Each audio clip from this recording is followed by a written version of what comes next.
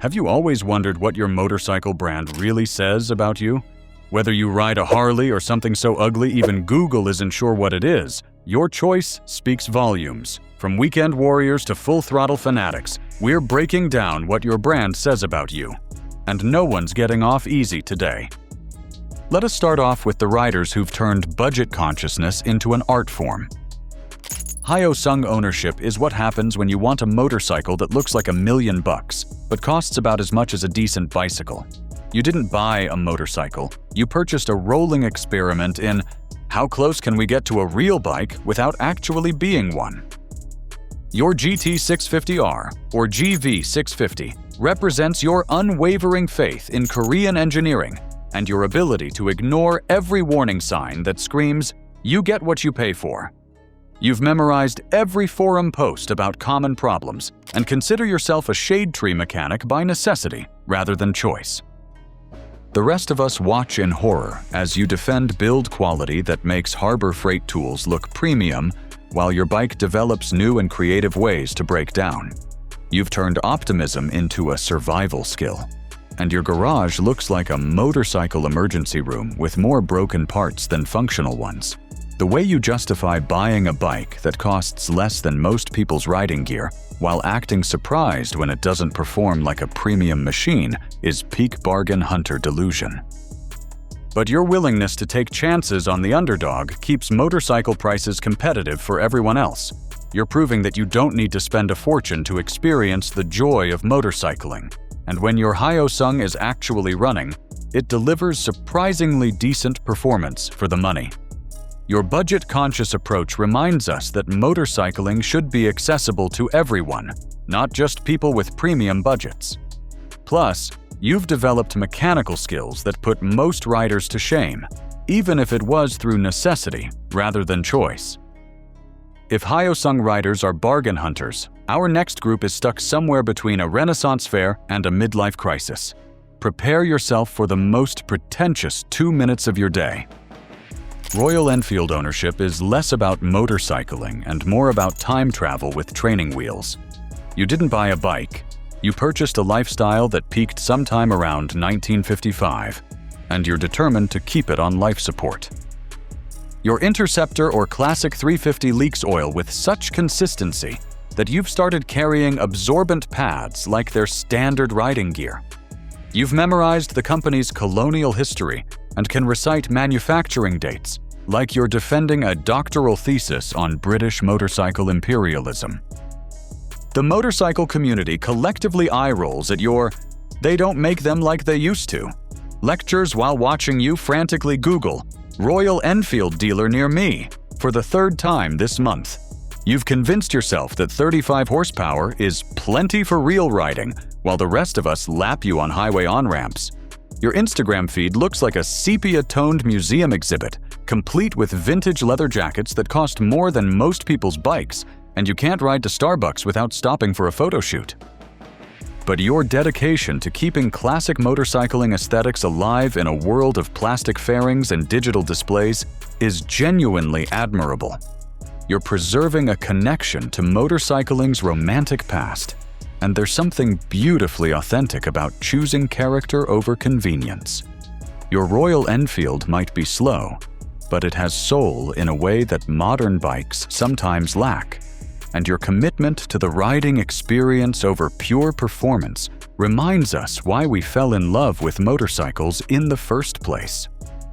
Now that we've turned back time, let's go back to the modern world where we can track day terrorists, people who mistake public roads for Mugello and consider noise ordinances as personal challenges. Arilia Ownership is what happens when you mistake a public road for Mugello and your daily commute for a MotoGP qualifying session.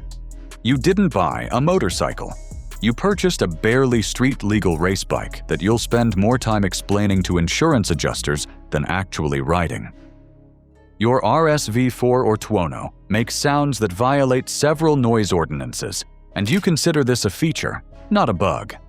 You've memorized lap times from tracks you've never visited and can recite horsepower figures with the precision of a NASA engineer calculating orbital trajectories. The rest of us are tired of your "it's basically a MotoGP bike" speeches, while you struggle to keep up in parking lot maneuvers.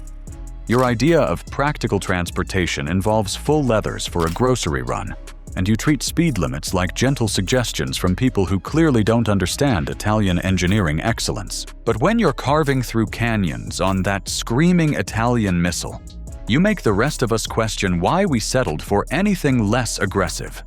Your commitment to pure performance over comfort reminds us that motorcycles were meant to be thrilling, not just efficient. There's something intoxicating about riding a machine that shares DNA with actual MotoGP bikes, and your passion for extracting every ounce of performance keeps the sport bike spirit alive in an increasingly practical world. If Aprilia riders are track day terrorists, then our next group is what happens when you give a philosophy major a motorcycle budget and zero mechanical aptitude. MV Agusta ownership isn't a transportation choice. It's a commitment to suffering beautifully. You didn't buy a motorcycle. You entered into an abusive relationship with Italian engineering that you'll defend with Stockholm Syndrome-level dedication. Your F4 or Brutal spends more time being admired in your garage than actually running, and you've convinced yourself this is part of the authentic Italian experience.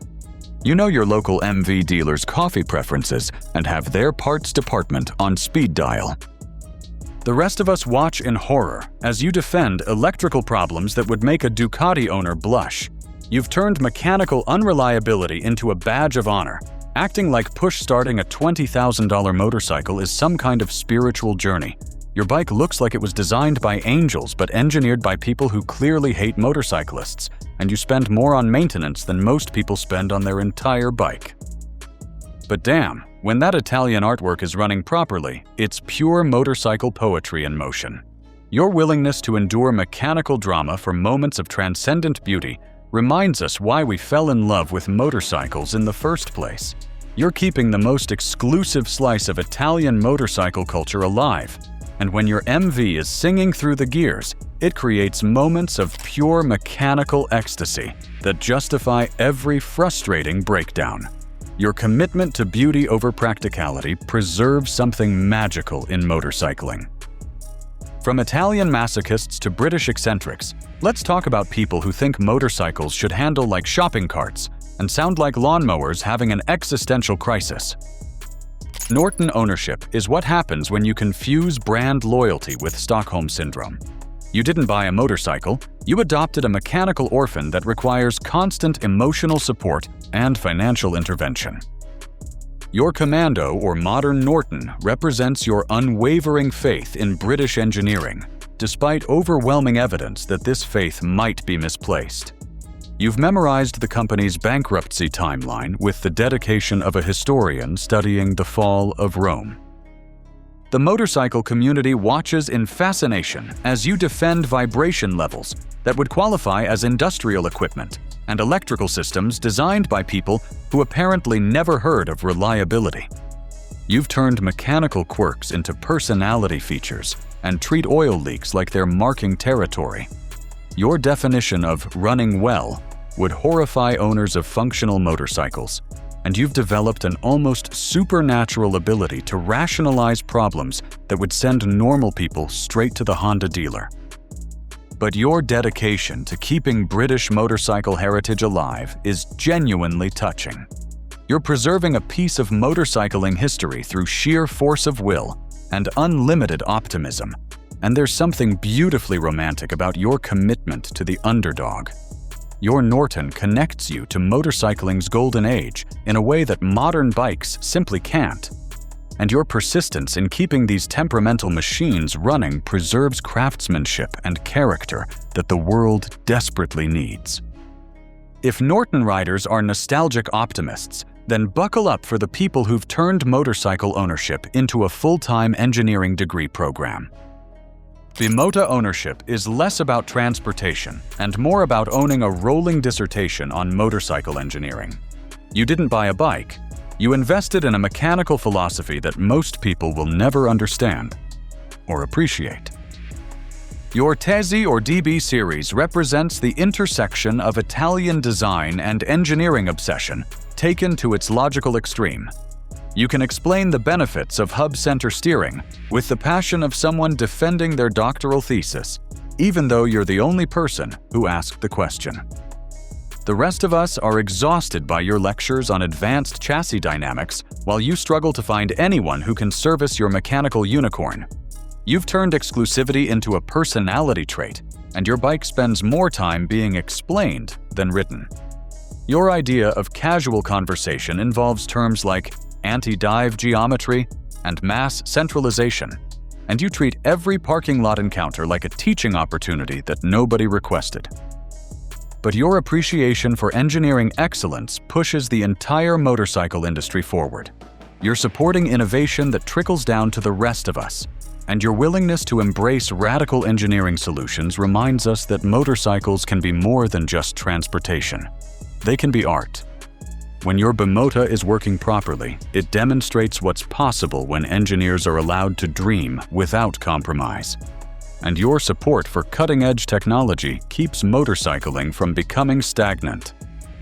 From engineering snobs to the people who think vintage means purchased this century, let's discuss riders who've made retro styling into a full-time personality.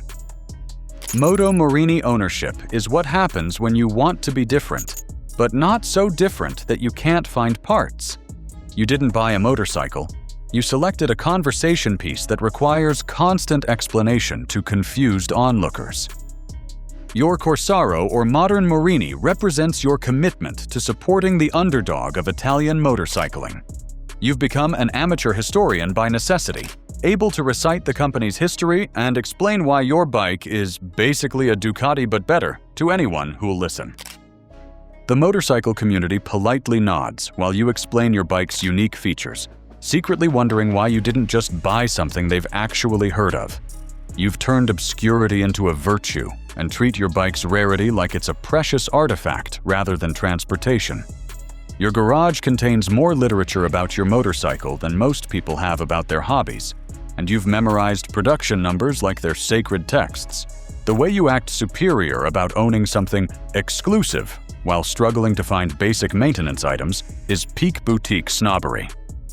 But your support for small manufacturers keeps diversity alive in an increasingly homogenized market. You're preserving Italian motorcycle culture beyond the big names, and your passion for the unusual enriches the entire community.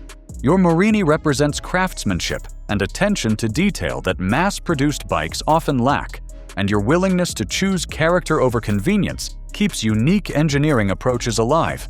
You're proof that motorcycling is about more than just the biggest brands. If Marini riders are boutique rebels, number 3 takes it to a whole new level. Riders who treat their bikes like rolling art pieces. But is it passion or pure delusion? Benelli ownership is what happens when you see a beautiful Italian motorcycle at a suspiciously reasonable price and decide to ignore every red flag your brain is frantically waving. You didn't buy transportation. You entered a lottery where the prize is occasionally getting to your destination. Your TNT or TRK represents your faith in the power of Italian styling to overcome Chinese manufacturing reality. You've become an expert at explaining why your bike is basically Italian, while conveniently omitting details about its actual production location. The rest of us watch in fascination as you defend build quality that would make a Harbor Freight tool blush. You've turned optimism into a survival skill and treat warranty claims like they're part of the ownership experience.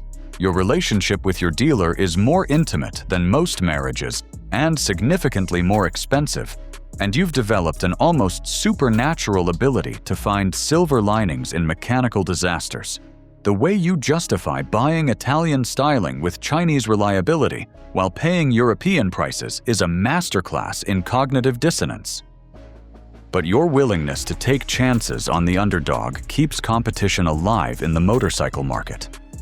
You're supporting innovation and keeping prices competitive for the rest of us, and your optimistic approach to motorcycling reminds us that sometimes the journey is more important than actually arriving. When your Benelli is running well, It proves that beautiful motorcycles don't have to cost a fortune, and your faith in second chances gives struggling manufacturers the support they need to improve. From optimistic gamblers to the people who think motorcycles should come with their own pit crew, let's talk about riders who've turned maintenance into a lifestyle choice. Husqvarna ownership means you've chosen the Swedish approach to getting dirty, methodically, efficiently, and with absolutely no regard for your long-term orthopedic health. You didn't buy a motorcycle, you purchased a subscription to emergency room visits disguised as weekend entertainment. Your 701 Enduro or Vitpilen represents your commitment to finding the most challenging way to get from point A to point B. You see a perfectly good road and immediately start looking for ways to avoid using it, preferring trails that would challenge a mountain goat with anxiety issues. The motorcycle community watches in horror as you treat public roads like connecting sections between the real riding, which apparently happens in places that require tetanus shots to access. You've turned basic self-preservation into a character flaw and consider protective gear optional equipment. Your idea of a relaxing ride involves terrain that would make a trials bike nervous, and you measure successful rides by how much dirt you can shake out of your gear afterward. The way you casually mention getting some air while describing your commute to work terrifies normal people. But your commitment to exploring every inch of available terrain reminds us why motorcycles were invented in the first place. You're keeping the adventure spirit alive in an increasingly sanitized world, and your willingness to go where others fear to tread opens up possibilities the rest of us never considered. Your Husqvarna connects you to landscapes and experiences that four wheels simply can't access, and your fearless approach to riding inspires the rest of us to push our own boundaries, even if we draw the line at actual cliffs. If Husqvarna riders are dirt disciples, then our next group has turned motorcycle ownership into a full-time research project with wheels. Eural ownership isn't a transportation choice. It's a commitment to keeping Soviet-era engineering alive through sheer force of will and an apparently unlimited tolerance for mechanical quirks. You didn't buy a motorcycle, you adopted a historical artifact that occasionally runs. Your sidecar rig represents your dedication to the most impractical form of motorcycling ever devised. You've memorized the locations of every Eural dealer within a 500-mile radius and consider them extended family members rather than service providers. The rest of us are amazed by your ability to find joy in machinery that predates modern concepts like reliability and electrical systems that work. You've turned mechanical archaeology into a hobby and treat your bike's quirks like they're charming personality features rather than fundamental design flaws. Your garage looks like a museum of Soviet engineering, complete with spare parts that are older than most riders. The way you describe electrical gremlins as character while push-starting your bike in sub-zero temperatures defies all logic and self-preservation instincts. But your dedication to preserving a unique slice of motorcycling history is genuinely admirable. You're keeping alive a form of motorcycling that connects us to a different era and philosophy of engineering. And there's something beautifully stubborn about your commitment to the unconventional. Your Eural might not be fast or reliable, but it's definitely memorable. And in a world of increasingly similar motorcycles, that individuality is worth preserving. Plus, you can carry a passenger and luggage simultaneously, which is more practical than most of us will admit. After that archaeology lesson, get ready. These next riders take Japanese precision to a whole new level, obsessing over every bolt like it's sacred. But is it dedication or something deeper? Yamaha Tenere Ownership represents the Japanese approach to adventure riding, thoroughly researched, properly equipped, and executed with the precision of a military operation. You didn't buy a motorcycle, you invested in a mobile base camp that happens to have 2 wheels.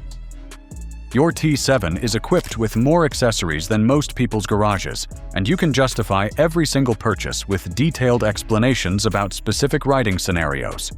You've turned packing for a trip into an engineering exercise that would impress NASA logistics coordinators. The adventure riding community secretly envies your level of preparation while publicly mocking your inability to leave the house without consulting weather reports, GPS coordinates, and backup plans for your backup plans. You've turned spontaneous adventure into a carefully orchestrated expedition, complete with spreadsheets and contingency protocols. Your idea of roughing it involves more gear than most people take on month-long vacations, and you treat every ride like you're crossing the Sahara even when you're just going to the grocery store. But your methodical approach to adventure riding means you're actually out there exploring, while others are still planning. Your tonnerre will reliably get you to places others only dream about, and your preparation ensures you'll make it back safely. In a world of Instagram adventurers, you're doing the real thing with competence and reliability that's genuinely impressive. Your systematic approach to motorcycling opens up possibilities that spontaneous riders miss, and your stories of successful expeditions inspire the rest of us to plan our own adventures. Want to watch more kinds of these videos? Click the video on your screen now. Thanks for watching. See you on the next one.